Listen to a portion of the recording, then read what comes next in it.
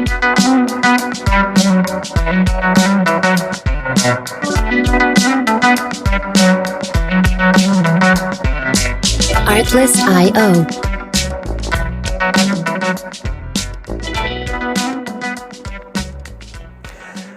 Kadem iyi günler diler. Yeniden herkese merhaba. Bugün yine fizyonomi kimin ne işine yarar konusuyla sizlerle birlikteyiz. Bugün ele almak istediğim grup üniversite sınavına hazırlanırken yüksek öğrenimine hangi alanda devam edeceğine karar verme aşamasında olan öğrenciler ya da öğrenci ebeveynleri. Evet, bu süreç yaşanırken gelecek rotasını mümkün olduğunca sağlıklı bir biçimde tayin edebilmek amacıyla gerek öğrencilerin kendileri gerekse ebeveynleri bir fizyonomistten analiz, tahmin ve değerlendirme yapmasını isteyebilirler. Elbette yasal yükümlülükler açısından eğer bunu isteyen bir kişi öğrenci ise 18 yaşından büyük olması şartı aranır bizim tarafımızdan. Bu süreçleri de birkaç parça halinde işleyeceğiz. Burada ilköğretim öğrencilerimizi es geçmeyeceğiz. Orta öğretim öğrencilerini es geçmeyeceğiz. Ama üniversite sınavının arefesinde olanlarla ilgili konuşuyoruz bu bölümde. Artık üniversite sınavı çok yakınlaşmıştır. Bir karar vermek gerekiyordur.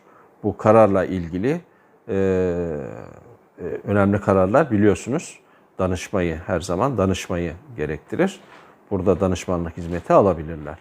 Artı üniversite yılları devam ederken ve üniversite yıllarının sonuna gelindiğinde yani bitime yakınken işte hangi iş koluna tercih etsem konusu yaklaştığında ve orada bir karar vermek konusu yaklaştığında süreçleri bu halleriyle böleceğiz. Bu videoda dediğim gibi üniversite sınavının arifesindedir öğrenci. Der ki acaba ben hangi meslekle ilgili bir yüksek öğrenim alsam? Bunun kafa karışıklığı içindedir. Bunun karar vermesiyle ilgili sancılı dönemdedir. Dolayısıyla burada kendisiyle ilgili kararları vardır elbette. Ebeveynlerinin onun hakkındaki düşünceleri ve yönlendirmeleri vardır elbette. Rehber öğretmenlerin onunla ilgili yönlendirmeleri ve kararları vardır elbette. Yalnız Türkiye'de bu sancılı bir süreçtir hakikaten de. Çünkü seçeneklerin sunumu bakımından alınan eğitimle yüksek öğrenim yani orta öğrenimle yüksek öğrenim arasındaki benzeşmezlikler bakımından ayrıca yönlendirmelerin yani rehberliklerin o kadar da sağlıklı olmaması bakımından sancılı geçmektedir ve meşakkatli olmaktadır.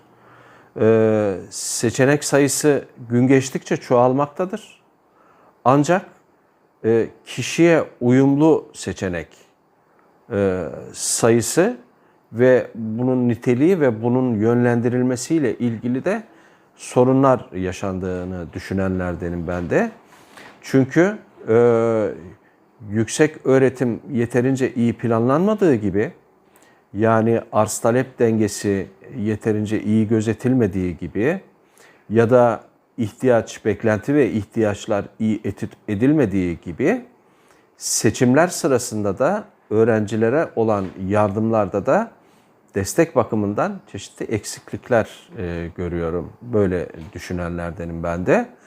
Dolayısıyla burada bu sancılı süreci biraz daha soru işaretleri az olarak, biraz daha karar verme mekanizmasına böyle destekleyici unsurlar olarak bizlere danışılması bence önemli avantajlar ve faydalar üretecektir diye düşünüyorum. Dolayısıyla tekrar ediyorum, önemli kararlar her zaman ikinci kez danışmayı gerektirir. Elbette son karar, nihai karar öğrencide olacaktır. Ama bu süreç hakikaten de mesleğe, ben bu böyle bir mesleği düşünüyorum ama acaba bunun yüksek öğrenimi nasıldır? Olacak mı, olmayacak mı? Ben uyum sağlayabilecek miyim, sağlayamayacak mıyım? Hadi yüksek öğrenimi başarıyla geçtik diyelim. İleride öğrenimine aldığım meslek acaba benim için uygun mudur, değil midir? Mutlu olabilir miyim, olamaz mıyım? Hani başarı bir tarafa, hani başarılı olmak bir tarafa, egoları tatmin etmek bir tarafa ama onu keyifle, o mesleği keyifle yapmak, bir mutluluk hali içerisinde yapmak, bunlar bambaşka şeyler. Dolayısıyla karar vermek yaşları da, karar verme yaşları da 17'ler, 18'ler ise eğer mutlaka yakın çevresi tarafından, bilgili, görgülü kişiler tarafından yüksek kalite düşüncelere sahip, bilge kişiliğe sahip kişilerin düşünceleri, danışmanların düşünceleri burada öne çıkacaktır. Yakın çevresi bakımından şanslı kişiler bu konuda biraz daha rahat ilerleyecektir. Ancak bu konuda o kadar da şanslı olmayan kişiler için danışma yollarının açık olması gerekir. O danışma yollarının üzerinde de fizyonomi durmaktadır. Hem de önemli bir yerde durmaktadır. Bundan faydalanması gerektiğini ben düşünüyorum, düşünenlerdenim. Çünkü insanı tanımak, insanı daha iyi tanımak diyoruz değil mi fizyonomide? Kendini tanımak da insanı tanımaya dahildir. Dolayısıyla duygularım, düşüncelerim, yapım nedir, nelere uygundur, yatkınlıklarım, eğilimlerim nelerdir, meziyetlerim nelerdir, maharetlerim nelerdir, ihtimallerim nedir, bunlardan hangisini acaba seçsem daha mutlu olabilirim, düşünceleri bolca soru işaretleri doğurur. Bu soru işaretlerini azaltabilmek için fizyonomistler de bu destekleyici unsurların arasındadır diye düşünüyorum. Bu konularda daha geniş, daha detaylı bilgiler alabilmek için sosyal medyadayız, Instagram'dayız, Telegram'dayız. Daha detaylı bilgiler almak için web sitemizi ziyaret edebilirsiniz. Adresimiz kademakademi.com.tr. Tekrar ediyorum. kademakademi.com.tr. Bizlere rahatlıkla ulaşabilirsiniz. Bizlere danışmak isteyenlere kapımız sonuna kadar açıktır. Serinin sonraki videolarında görüşmek üzere diyelim. Sağlıcakla kalın. Her şey gönlünüzce olsun.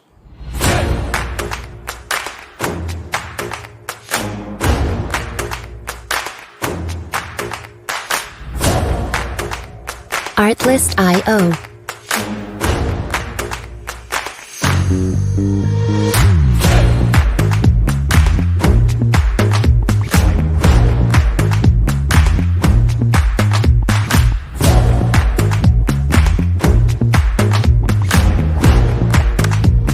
Music licensing reimagined.